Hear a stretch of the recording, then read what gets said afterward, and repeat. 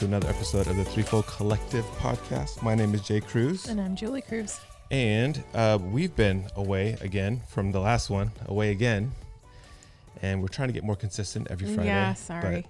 But this whole stay-at-home thing and the kids being home and all that stuff has just changed our schedule, and our schedule has just been a little bit off. The weeks seem like they fly by. And then we're like, when are we going to do the podcast? No, they do fly by, and it just gets crazy because you get your family nights and all that kind of stuff. So Yeah. Good stuff. How you been? Good. I feel good. I like having the family home. It's just a little bit more difficult to get like the amount of work that I have normally done. So it's good though. Summertime. Yeah, summertime. I think recently I read this article, two different articles actually. The first article was that by the end of this pandemic, that when everybody leaves and can go back out again, that a ton of people have already either contacted their lawyers to get a divorce or are currently getting a divorce because of, I'm not sure. I guess that's what we could talk about today. Yeah. The other article was of, you can Google it. I don't want to say the people because I don't think it's my place to like talk about them specifically, but I mean, there's like 29 different celebrity couples that are also getting a divorce. And the funny thing, not the funny thing, is the interesting part is that two of them were people that we really followed and respected and, saw as, just like the marriage, not gurus, but like Mentors, people that had good marriages. I mean, self-proclaimed in some situations. Yeah. So, but here's the thing though. So now that they're getting a divorce, does that invalidate all of the truths that they said before?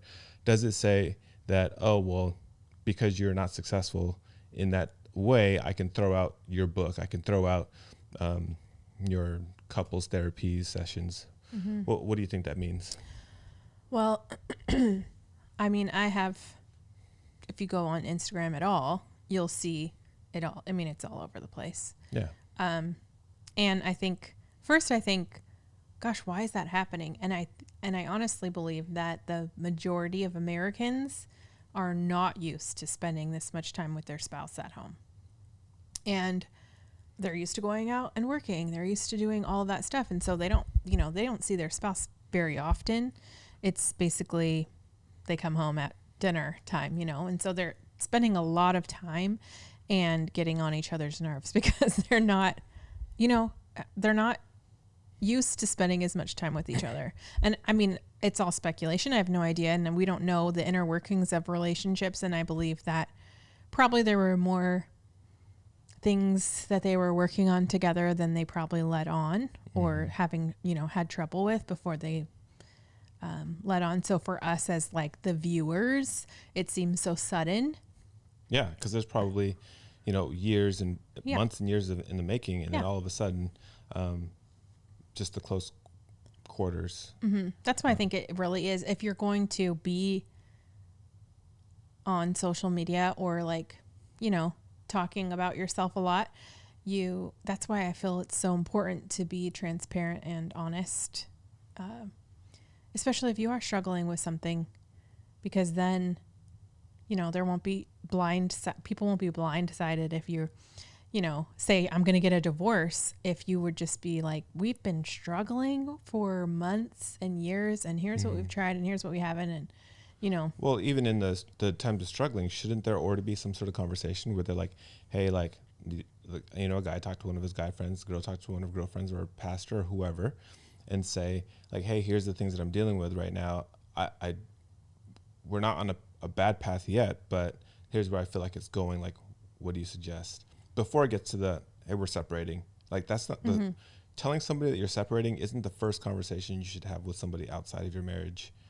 Totally. And to be fair, we have no idea what kind of conversations they were having.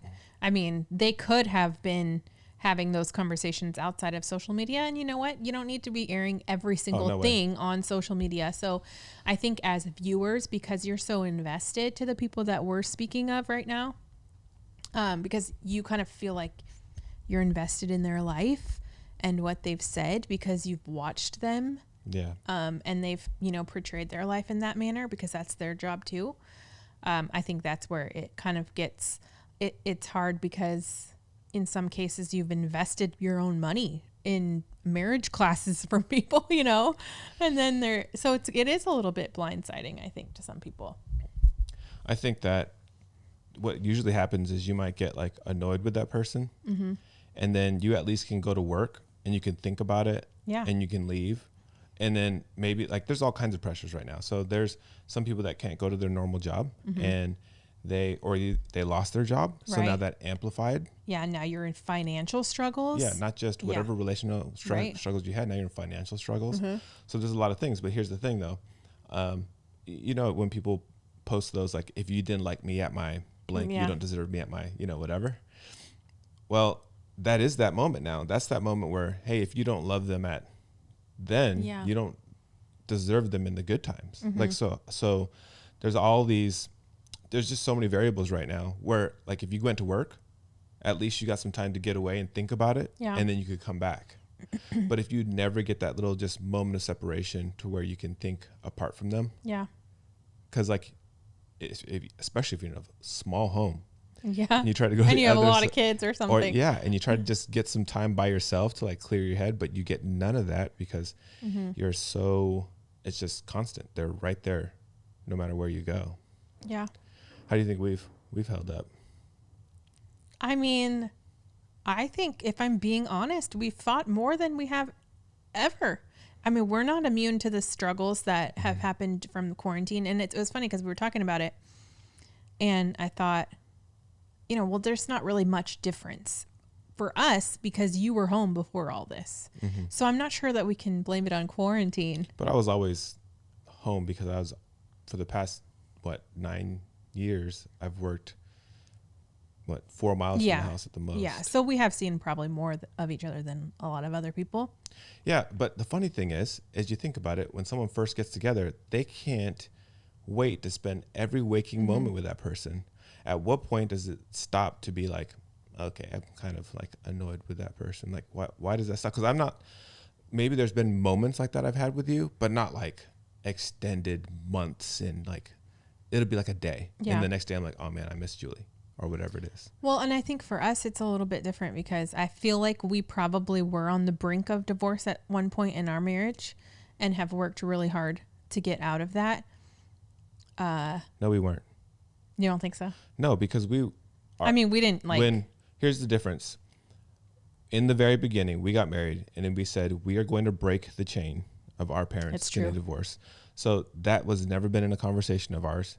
We might have thought it, but you and I, between us, have never said, hey, I think I want to be separate from you. Like, that's that true. Conversation has never happened. We've had hard times, I should say. Yes. Really hard. There's a big difference. Yeah. Because we've promised each other in the very beginning, like, hey, like, I mean, that's what marriage is in the first place. I'm marrying you, promising you not to divorce. Right? Yeah. So.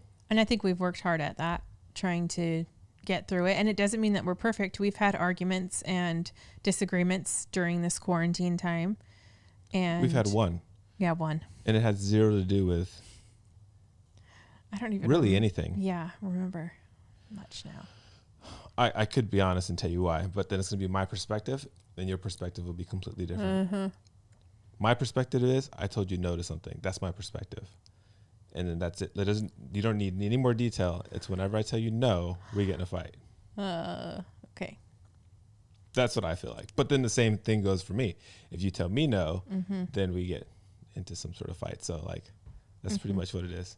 Yeah. So we're enablers. We just say yes to each other all the time. Oh, you want to buy that? Oh yeah, that's true. Do that. I guess I was thinking too, in these situations where the people that we are following have announced that they are not separating but getting divorced. Both of them have said that. I think both of them have said they are still going to be working together. So they're still going to be friends, but they are not going to be married anymore. And what is your first thought on that? Because I have an opinion, but I feel like maybe you should tell me what your opinion is on that first. Oh, okay. I didn't know you had an opinion on that. You usually are very unopinionated. I have an opinion. To me, it's like, if you're going to continue to work with each other and you can make your business work, why can't you make your marriage work? That is my first thought. Oh, see, we're on the same page. Yes. Like, I'm like, hold on. I'm not saying that intimacy and all of that is not important in marriage. I do believe that, and I think that there are seasons where maybe it's more prevalent than others. Kids are young, things are hard.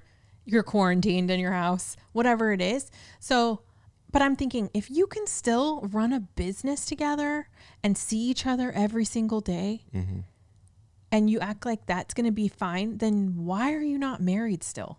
Yeah. Why don't you just make the marriage work? And I know that's okay. That's our sitting from our perspective. We have no idea their real life. There probably might be more stuff going on. Yes, of course there is. But to me, like when I hear that I almost feel like, okay, that's just a business move. You just want to continue your money flow.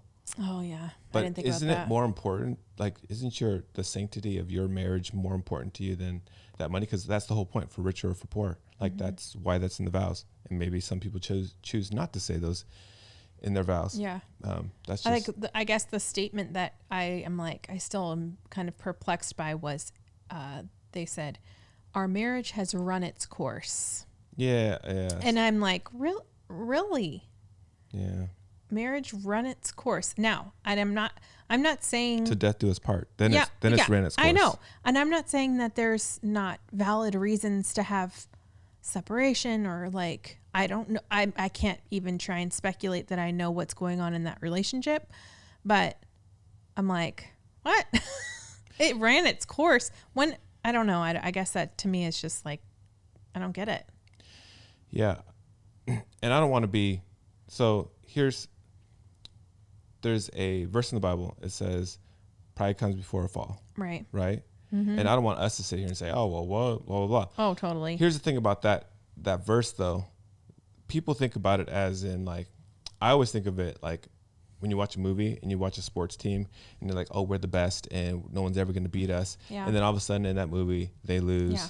And like, oh yeah, see, pride comes before a fall. I think of it, the verse, a different way. Mm-hmm. So in like a lot of marriages, they say, oh, money, financial reasons are the reason why they divorce. I think it's pride that what people divorce. So let's say there is a money issue. You do something and all of our income is gone. Well, is it the money that I was married to you for? Or is it now the pride that gets in the way to say, I'm going to forgive anyways, or it wasn't the money and I love you because of you. Mm-hmm. Is it the pride that's going to stay away? Or like when you get in an argument, okay, somebody always wants to win that. And what happens is you aren't willing to just forgive them. Yeah. So it's like, sure, there's the, whatever the wrong was, there's whatever the issue was. But if you let your pride get in the, whoa, microphone's real close, hit me in the face. If you let your pride get in the way, then you can never get to the point of forgiveness. Yeah. I don't know. I don't want to try and sit in my seat and be like, they need to stay together like that, you know, and I don't know. I don't know their situation. I just think people get divorced every day. Christians get divorced every day. It's everywhere every day. I think now people are just seeing it more because they're social media. It's just social open. Media is everywhere. Yeah. It's celebrities are everywhere, and we're all quarantined. And so there's like literally no new TV or anything else that is entertaining. So that's what they're reporting on. Yeah. I did get sucked into like reading some of the comments on all of that. And first of all, I think, what a hard thing to do. Be vulnerable. To come onto social media and first of all say, like, coming to that decision and then coming and telling everyone, that's got to be so hard. And then, not really having to defend yourself or wanting to defend yourself.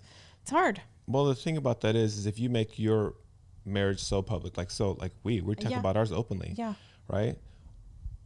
You owe it to the people that you've made your audience. I know. To continue to say, even if it's the end, unfortunately, you still have to talk. You can't just, sweep it under the rug. Yeah. Continue. And then all of a sudden, paparazzi sees you with somebody new now. But you guys got a divorce a year ago, but nobody knew about it. Mm-hmm. Now you're dealing with a different scandal as opposed to just coming out and being honest. So and I think I would respect so much if they were to,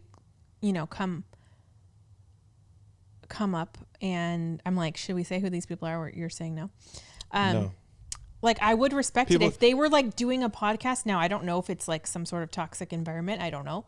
But like if they were to do a podcast or a video and just be like, look, I'm going to, not that they owe it to anyone, but in a sense they do, because that's what they've been if that's talking about every day and built talking about, then I think like, you know, people can kind of understand. Because here's the thing. I am very empathetic. Like, if you were to come and tell me like a situation, I think I could be like, okay, I understand. Not that I would agree with it necessarily, but I would understand it. And I think respect it. Right? Even if maybe I'm still like, what? I don't get it, but okay. You know? Yeah. I have a friend that's getting a divorce, and it's a pride issue too. Like, yes, there are specific sins and there's specific wrongdoings, but if each person were to say, okay, let me get my pride out of the way. Like, I know I have this problem, and let me actually admit that I had this problem, because that, again, there's a shame that's involved when you say, oh, hey, I have this issue. Yeah, you don't want to admit it. Yeah, and so that's what I'm saying. If you just let the pride subside and actually come out and say, hey, here's the issues that I'm dealing with. I need your help. And like, cause I've done that with you, in our marriage, and say, hey, here's the things that I'm dealing with. Yes.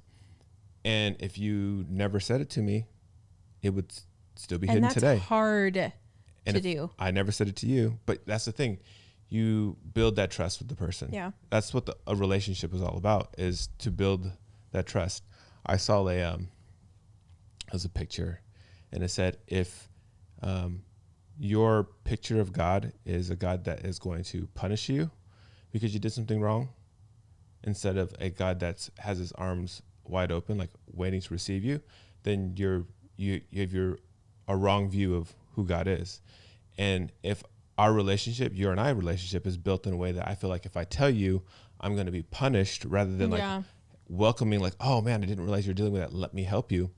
Then you got to reevaluate your relationship. If you have that fear with them, like, somewhere you need to create that trust. You need to create an environment of vulnerability that I can tell you whatever. Yeah.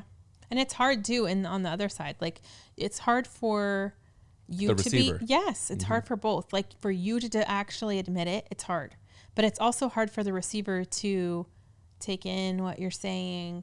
And, you know, I mean, I see that in my business too, all the time, because sometimes, you know, sometimes there's conflict that arises in business too.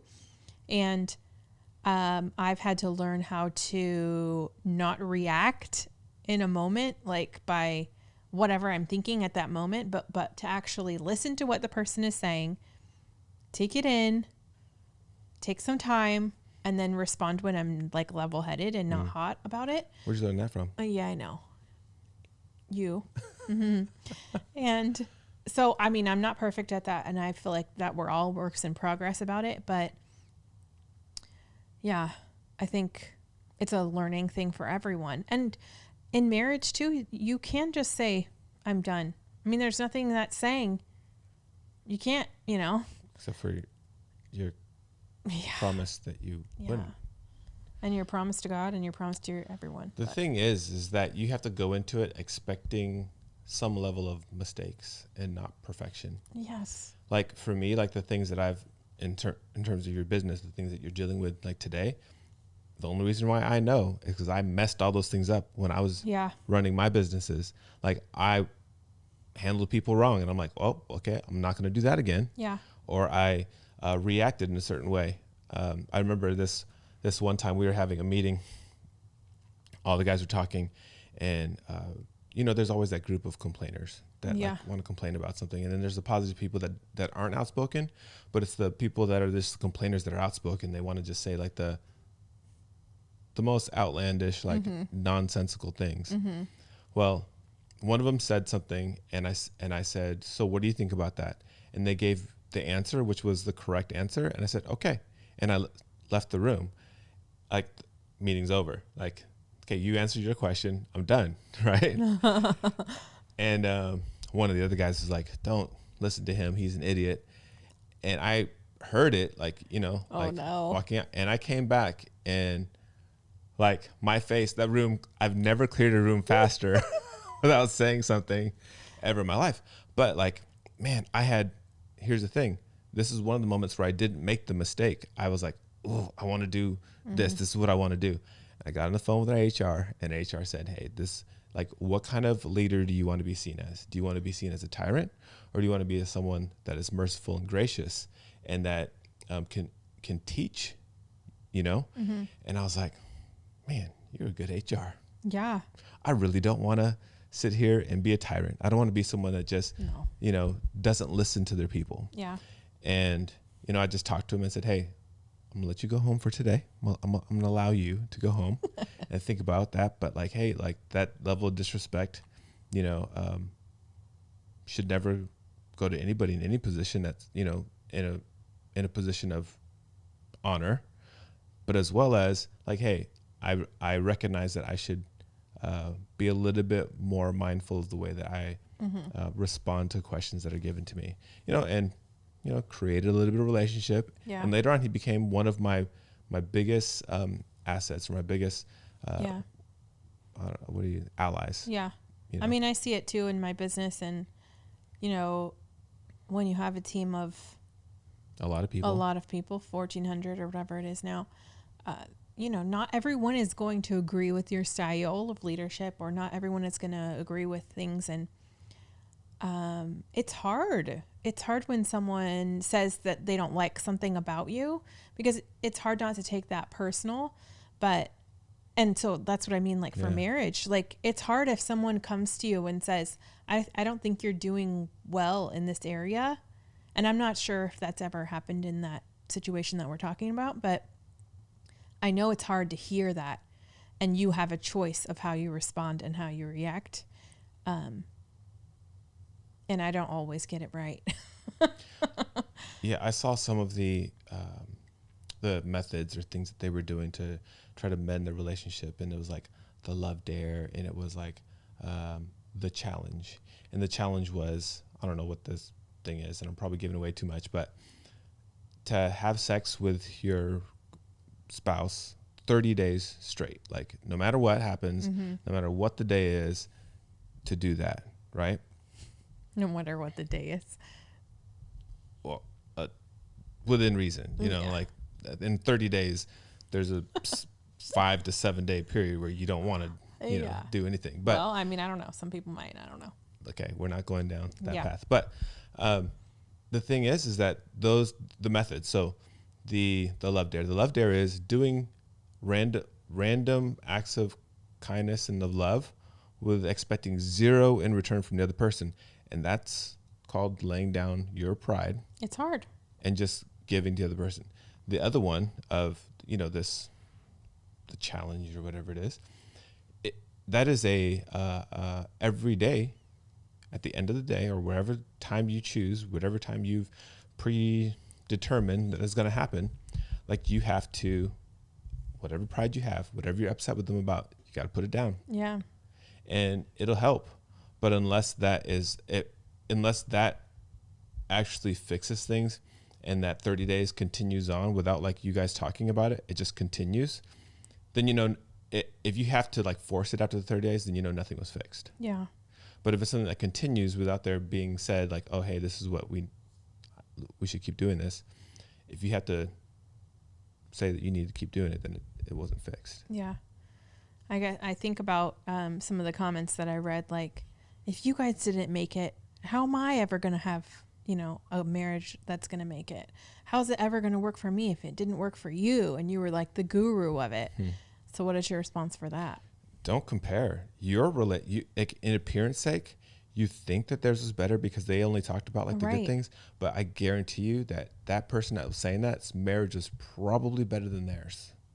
Yeah. There's a good chance that it was. There's a good chance that a lot of people out there, like, you never want to get in the trap of comparisons, but I guarantee you, if you did, you'd probably realize, man, I have it way better. Or putting people on a pedestal. I mean, that's you're putting these people on a pedestal so high that they can never do anything wrong. Yeah. And now they have completely wiped that off for you. And now you're like, saying, how am I going to ever do that? I think every marriage has more struggles than people want to let on. And that's why we like to talk about this, because I think people pretend like their marriages are fine, and we're not immune to that either. Like, we are trying to be real and share struggles and different things that we've gone through, that we're still going through. Because I don't want anyone to ever be like, I want people to strive to see our marriage as something good, but I don't want them to ever put it so high that they're like, if we ever had an issue or a problem, that they're like shocked, Yeah, we've talked about a few of our issues, like episode 2, 4, something like that. But everyone has those things, and we put it out there to say, like, that was a long time ago, but guess what? Today there could be something new. Yeah. Like, you're stronger than that situation, but there's going to be a new situation that you're going to have to develop in and get better in. And if you're not always working, like, people think that marriage counseling is only for when things are going bad. I recommend, no matter where, like, say you have great marriage today, find another couple that you respect and that you feel like is a good example, good mentors for marriage, and just talk with them about your marriage and see what comes up. When your marriage is the healthiest, like, that's when you should still do it. Like, when you think it's the healthiest, still do it. It's like, if you're physically fit, do you just stop working out, or do you continue to try to work out and make yourself better? Marriage is the same thing. If you think you're good, well, like, what's the next thing? Well, how can I get just a little bit better? What can I do to improve? Yeah, and like, it made me think of us through this quarantine. When the kids were at school or whatever, we had like date nights or date days once a week, and we haven't done that really at all during quarantine. And so, I mean, yes, we see each other. I mean, we've gone through like Starbucks drive-through, let's be real, in the sandwich shop. It's something about it. But we haven't had that like time, even if we're spending all day with each other, we haven't had like that time that was just for dates. And I think that's probably,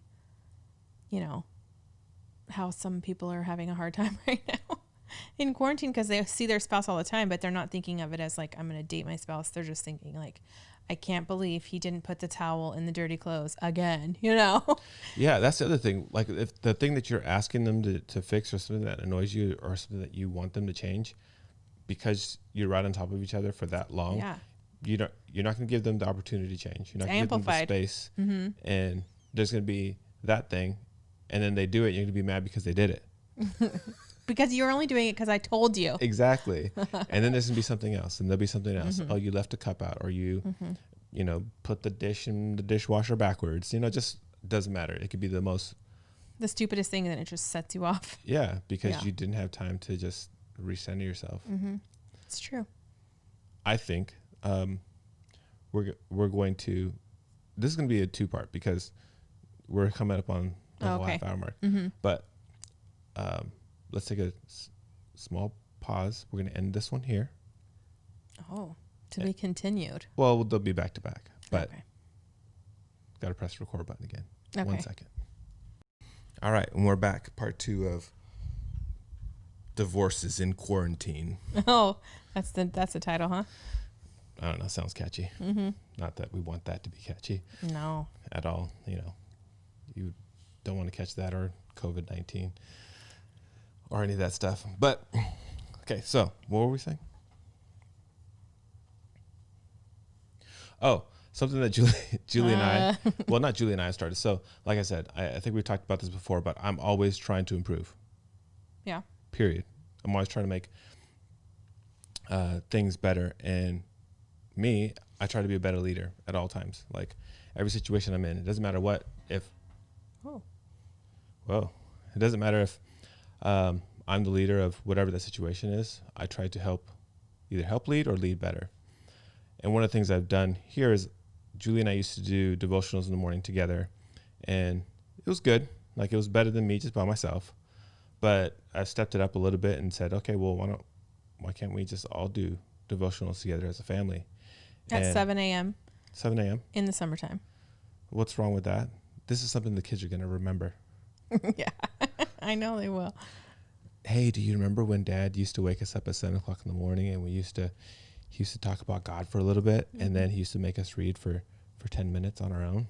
It has become a habit for them. Yeah. I think one of the days I didn't get up on time and they woke me up. So, Yeah. you know, they're into it. And I love that. And it's something that, you know, us parents, dads should be teaching our families that builds that character. Mm-hmm. Like if you want marriages to last, relationships, like forget just marriages, like just relationships in general. Like the stuff I've learned on relationships, I've learned with you, and most of my friendship relationships and all that stuff.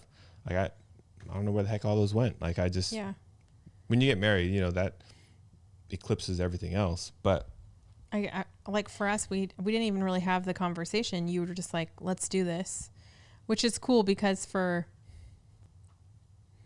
you know, a lot of years before the last few years, I should say, I've told you that I wanted you to be the spiritual leader in the house. Mm-hmm. And not that I even really had any idea what that meant necessarily. But what I think I've realized lately is that the kids have not that much time left with us. And what do we want them to be able to know? I don't mean with us. Like, I mean at home. Okay. Not like, I'm like, what are you talking about? We're not that old. I mean, you know what I mean. I wasn't meaning it that way. I was meaning like, you know, Tristan's going to be a freshman in high school. Mm-hmm. And I want to make sure that they're equipped to handle the world outside, mm-hmm. knowing how to cook and to clean and do laundry and all of those things, but also be spiritually equipped. And so I feel like it's really been like a big thing for them. Yeah, because when I was a youth worker, youth pastor, parents expected you to do it. Yeah. Or youth pastors that had known, they expected them to be the spiritual developer of their kids. And it's like, no. Yeah. Because now they're going to look up to the youth pastor as their spiritual leader rather than their dad.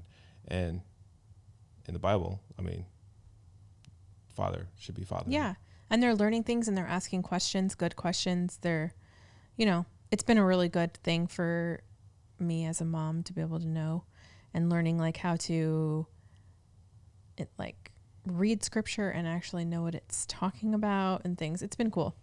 So for like, just a quick question real quick, because I didn't ask, I said, this is just what we're doing. Was there like a moment in your mind where you're like, well, I wanted you to leave, but not this early in the morning? Yeah. No, I actually haven't had that thought. And I found for myself too, I've naturally woken up, except for this morning. But I've naturally woken up before, like 15 minutes without an alarm before we were going to do that. So that's kind of been cool for it to become something for me too with the kids, and they look forward to it. Well, you said you were sick last night. So this morning you looked kind of like, I'll just let her sleep. I'm still like not really feeling great, but that's okay.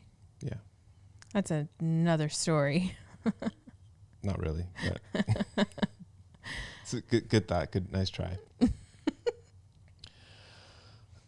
I think that, given enough time, like we do, like you and I do need space. Like I don't want it, but you just naturally do. You need the space so that you can just reset. The reason why, like before people are married, they want to be with each other all the time is because they have natural times of separation where like, okay, it's time to go to sleep. You can't stay there. So you have to go home. Yeah. Or, you know, girlfriend lives with her mom and dad. So, you know, you have a curfew at 10 o'clock. So you get kicked out of the house or whatever it is. There's natural separation. So what is the saying? The distance makes the heart grow fonder. It makes you appreciate. Yeah, it makes you appreciate what you have. Like this weekend, you're going with the kids, and I have to stay home. And how do you feel about that? What do you mean? I mean, we're going to be separated for a few days. I thought I was only going for one day. Oh, I don't know. Okay. However long it ends up being. Well, I always hate it, but it's always good. I always hate doing it, but it's always good. Mm-hmm. I don't enjoy it, but I enjoy coming back together. So, yeah. What were you trying to like get something? Like, no, I was just wondering. Because you're saying distance makes the heart grow fonder. Oh yeah, every single time. Like I love joining back together with you after being apart for even, a full day. Not like 8 hours. 8 hours isn't long enough. It's like has to be like one full sleep. 8 hours isn't long enough. No, that's not long enough to be like, oh man, I really, really miss. Like obviously, the moment I leave, I'm like, oh well, I wanted Julie to come with me, but it's like one full sleep. Yeah. Like makes you like you wake up and they're not next to you. And you're like, oh. And then if I'm gone for like longer than 3 days, you're like, what is happening? Yeah. I think 2 nights is my I can tolerate max. When it's 3+, I'm. And I'm interested to see because my in-laws, your parents have offered to watch the kids, or that sounds weird, have offered to have the kids with them. They were excited to invite their grandchildren over to spend time with them. That sounded weird. I didn't even ask. They yes. offered to have the kids with them for 2 weeks, and that's longer than they've ever been apart from us. And I'm like, wow, we're going to have, I don't think that, have we ever? Well, they went to somewhere. They went to Idaho. Where'd they go? They went somewhere. For 2 weeks. For a week. No, they've never been anywhere for 2 weeks without us. I mean, I've gone somewhere for a week without them, but no, they haven't. So I'm interested to see how that's going to work out. But also, like, we don't really have lots of plans just for the two of us, but I do think, like, there's just going to be a lot more time for us to hang out and whatever. You think that's what's going to happen? What do you think is going to happen? I think you're going to work. Probably. And I'm going to go do work too. I know, but I hope that we have, like, a few days to actually... Well, we already planned. We've planned like a 2-day getaway. I don't know what days they are yet, but we'll it's planned. An early anniversary. It's true. Yeah. What is it? 17? 18? 17 or 18? No. Well, we were married in 2003. 18. 17. Wow, you're really bad at math. I don't know. No, I didn't know bad either. At math.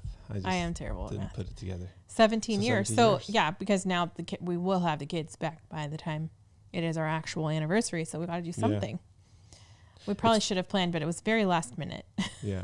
You said that we only have a little bit of time left with the kids, but like statistically, kids stay in the home till they're 23 nowadays. Really? So there's a lot of time. I don't mind that, honestly. It doesn't like... I don't know. I'm mixed. You were out of the house at what age? I mean, I was 18. Okay. And I was 19. And we matured way faster. It forces you to like... And other people that I know that have stayed in their house till 24, 25 are still, younger. Yeah. Shall not be named. Yeah. But I don't know. I think starting your life earlier... I don't know. It's a different day today. It's a different day. It is. Different time. But anyway, I think it'll be nice in the next few weeks to, even if the kids are gone and I'll see you more, even if we don't have like big grand plans. I would love to just lay in bed and even if it is Hallmark movies, I'll watch a few back to back with you. They have them year round now. I love a good Hallmark movie. They did it because of quarantine. Yeah, I know. And they have like Christmas in July or whatever. I cannot wait till Christmas. I know. Fun fact, it used to not be my favorite holiday. Yeah. Because I felt like people were like so fake around Christmas time. And now, like, because I have kids, but then also, like, I'll take it. If you're going to be fake 1 year, or even 1 month out of the year, I'll take the fake. Nice. It just feels nice. I'll take it. Because the world is poopy. Do you feel like you need to be around like snow for Christmas? We've never really. This year we will be. We will? At least at some point. Oh. Right? I don't know. We haven't gotten that far yet. Okay. I just I don't know that I've ever had a like white Christmas. I was just thinking about it. Every one of your Christmases have been a white Christmas. I don't get it. I digress. Yeah. So what is going back to what our conversation is actually about. Yeah, we're kind of tangenting. What is one thing that you've learned from both like reading about it and then watching someone's life kind of take that course of the appearance of everything's going good, and then in their confession they say, hey, it's been bad for 3 years, and then you're running through your mind of like, but wait, you said this like 2 months ago, you said this like what have you learned? Well, I think for me, I kind of honestly relate to it. I think when... Wait a second. You got to explain that one. I know. When we were having our like hardest time, in my head, I didn't think we were having a hard time. In my head, I thought we're doing good, but I never asked you if you felt like that we were doing good. I just in my head thought everything's fine. We have kids. I'm doing the best I can, and here I was thinking everything was perfect and normal and right. And you were having lots of issues that weren't being, I guess he's always been good about telling me about them, but I guess I didn't realize how big they were in your head, or, you know what I mean? You know what I mean? I mean, I, in my head thought that it was fine. And so for me, it was kind of like, it really is this, like, there really is a problem.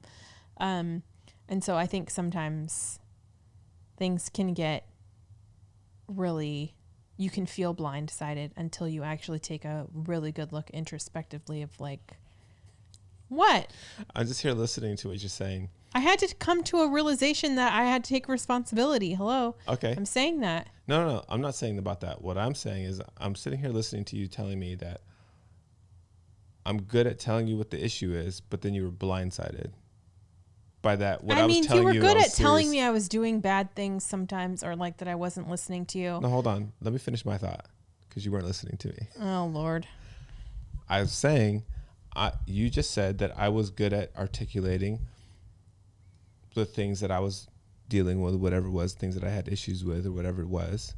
And then you were blindsided. Well, you were good at saying your things, but I wasn't good at finish. saying it. Let me finish.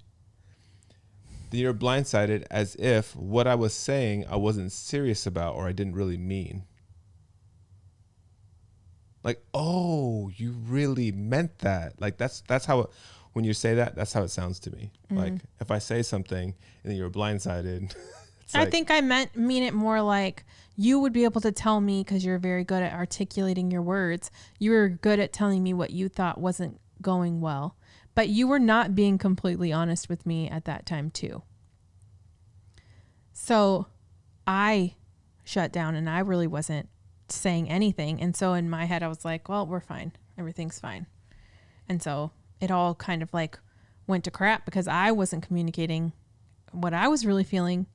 And you thought you were communicating well, but you weren't telling me everything.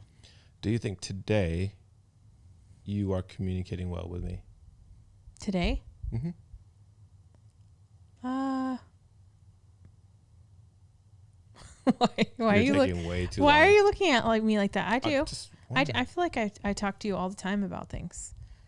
I know, but you tell me, do you feel like you talk to me all the time about your things? Like not my stuff, your stuff, whatever it is that you're feeling is going on in your mind, in your head.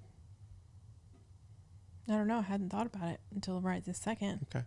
Well, I'm letting you know right now that there's open space, that whatever it is, whenever you're ready. Oh, thanks. It's open forum for you to express your whatever it is. And like we talked about earlier, like I'll be whatever it is, positive or negative, just prepare me before you say it, and I'll be like, oh, okay. What? I don't have. I don't know. I'm just saying. I'm giving. If I need to drop a bombshell on you, I'm extending trust and all that good stuff. Fair enough? Sure. That's good. I'm like, what do I need to confess? That's how it feels. No, nothing. I just want to make sure that every once in a while I re-say it, because I don't know. I think some people are like, oh, well, time passes from the last time you said to tell me whatever. And I feel like maybe it's not the good time now. And, oh, we're doing so great. So I don't want to like ruffle feathers. But like, do you want to like say the things that you want improved in your marriage, whether it be yourself or your spouse, or do you want to just go on the next Yeah, I couple think years it's faking? probably a good idea to like have those honest conversations, like what's going well Yeah. in our marriage, maybe what's, having the honest conversation of tell me what you think I could work on, or tell me what is going well in our marriage, what is not. And for me, that's not a question I can answer in like a second. I have to think about it because I tend to think optimistically about a lot of things now. I've worked on my mindset for a long time. And so for me, why am I getting emotional? It's been a day. Has it? Yeah. Oh. I don't know. Something I learned from work, and I think that it, well, I've worked at a bunch of places, is to ask these three questions. What should I keep doing? Mm-hmm. What should I stop doing? And what can I start doing? That's good. And then that starts like a springboard. Like, hey, all within reason, you know? There's some things like, I'll say this one because this one kind of bugged me. Prince Prince Charles? The one that got married to Meghan Merkel or something like that? I don't know these people's names. I don't know, the redhead guy. What's his Aren't name? they all redhead? No. Okay. Anyways, Harry. Okay. Yeah, Harry. His wife told him that he needed to stop hunting. I'm like, really? Yeah. I'm What are you reading all the time? Quarantine got you reading about the royals? Yeah. Okay. Hold on. Let me just finish my thought here. Okay. It's like she knew getting married to him that he hunted. And now while you're married to them, you want them to stop something that they love to do. It's like, I've watched this a ton of times too. Somebody, like a guy, like loves to like wrench and build it on his, like, Wrench? Yes, when you work on your car, it's called wrenching. They call it that? For real? Oh gosh. There's a lot you got to learn. I don't know anything about that. Okay. Or mudding. Do you know what mudding is? Is it like in a Jeep? Okay, it's in a vehicle. It could be in a truck too. Anyways, something that the guy loves, even the girl, like, it doesn't matter what it is. If it's something that they love, and you know that going in, if you don't have the conversation with them going into the marriage, do you think it's fair to like ask them after you've been married to them? I don't know. Pick a time. Doesn't matter how much time. To tell them to stop doing that? No, I mean, don't you feel like that is, in my opinion, some form of self-care? Like going and doing something that you like and love and it brings you joy. Like, don't say, oh, I don't want you to do that. Like, yeah, that's messed some up. people like fishing or whatever it is, hunting. Yeah. Like, no, go ahead and kill your deer or whatever it is. My friend, he's a big fisherman, and he was joking because his girlfriend was like, well, you can't be fishing all the time when we get married, blah, blah, blah. And she says to him, you got to choose between fishing and me. And he's like, Lord. Well, I'm going to go out on Monday. Isn't that a song? Is it? Yeah. Oh, I don't know. I'm going to miss her? to miss her. Yeah. That's a funny song. Yeah, but he did in real life. Was like, well, I think that's part of the reason why you fell in love with the person. Right? Because they, did those things. Somebody else that I respect that talks about kind of manhood a little bit and kind of inadvertently talks about marriage, but he said that like this is what happens to a lot of men. Like there's something about them that's attractive because either they're building a business, they're working out, they're doing the things that they want to do to build themselves up, improve themselves. Along comes a girl, a woman, and she likes him for all those things. At some point in time, she starts saying in her mind, maybe it's not true, but like, man, he like loves those things more than he loves me. And then you get annoyed. Yeah. And then so he starts like, okay, well, I won't go to the gym right now and I'll hang out with you. Or, okay, I'll spend less hours at work and I'll hang out with you. Meanwhile, now you're getting what you want, but now The other person's not. now he is slowly like, okay, so now he's not as in shape, and so now he's not making as much money because he's not putting as much work. The empire that he was building is slowly decaying. The other things that made him attracted to you are no longer there, and now you like resent the dude. Mm-hmm. Yeah. So like, and that could happen slowly, which is maybe why some of these marriages are failing. yeah, because in the beginning, the reason why you always wanted to be around each other is because the time that you were away, oh, he or she was off doing the things they need to do to improve themselves and to make themselves better. Now you've got the person, and now you stop. Or you make them not do the things they love too.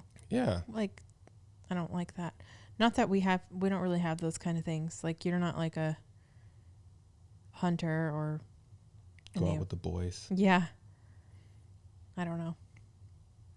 I don't really do girls trips either, so I don't really know. Well, that was part of us kind of coming together at an earlier age. We got married 21, 22. Mm-hmm. Or yeah. Wow, I'm old. Yeah. No, I'm just kidding. Thanks. If you're old, I'm old. No, I'm older. 1 year older. But it's true, we had to grow up together. Yeah. So, like, people are going to change definitely throughout marriage, and one day you might pause. Like, I know that there's parents out there that they have kids and that changes their lives, and now the kids, their whole life, they go to the games and all that stuff, and everything's about the kid.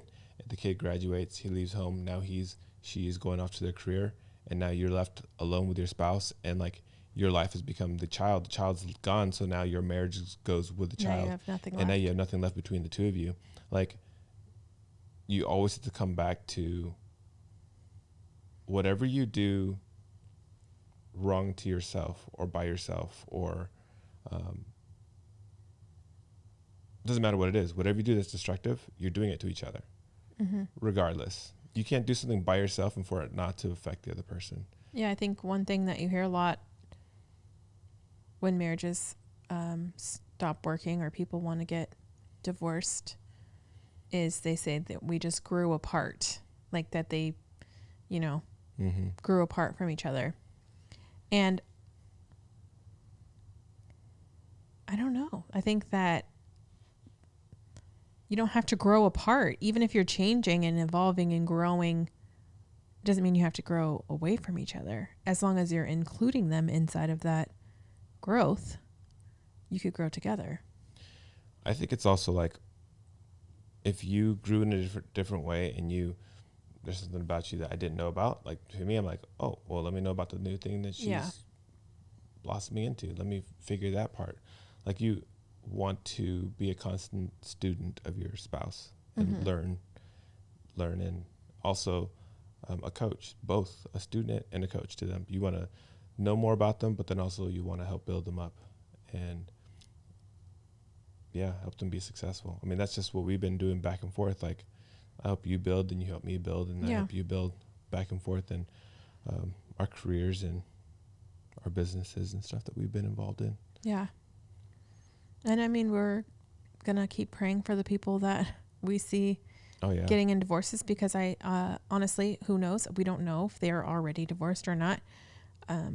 They could just be separated, and, that would be a cool story to come back from. Yeah. If they decide to come back.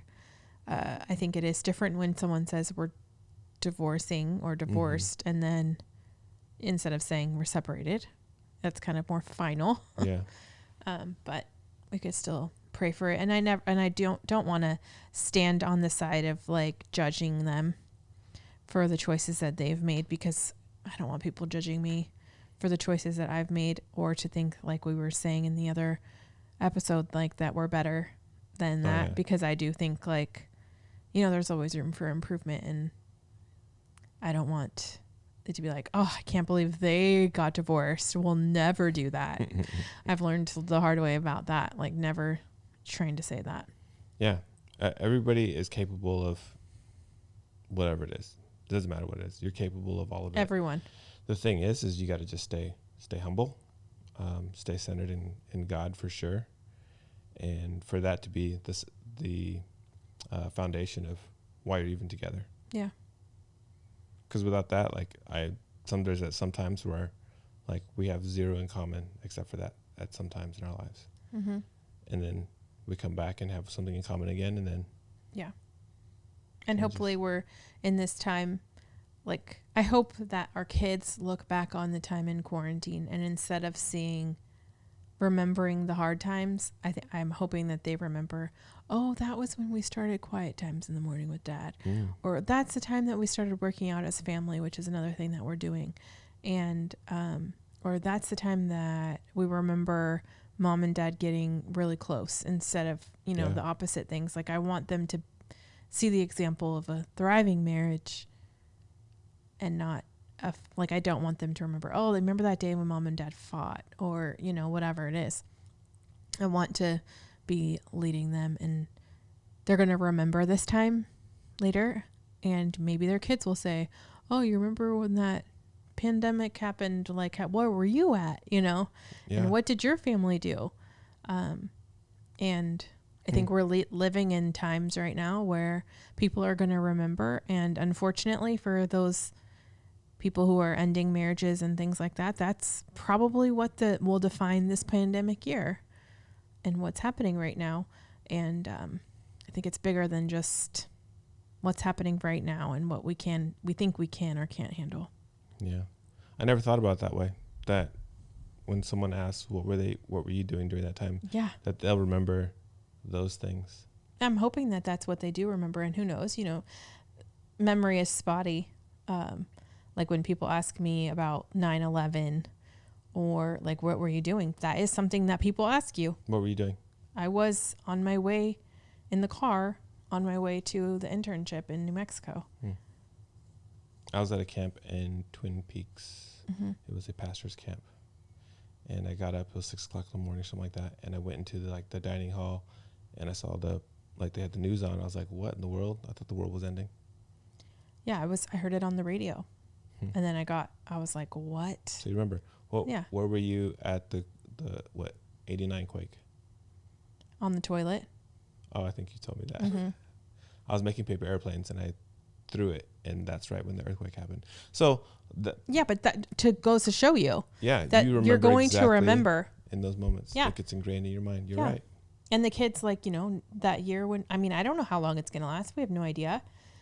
That year when you had to do school from home, we're not gonna know what that is. But we're living in the time where kids and kids are gonna remember what they're living through right now, and it's been a heavy time.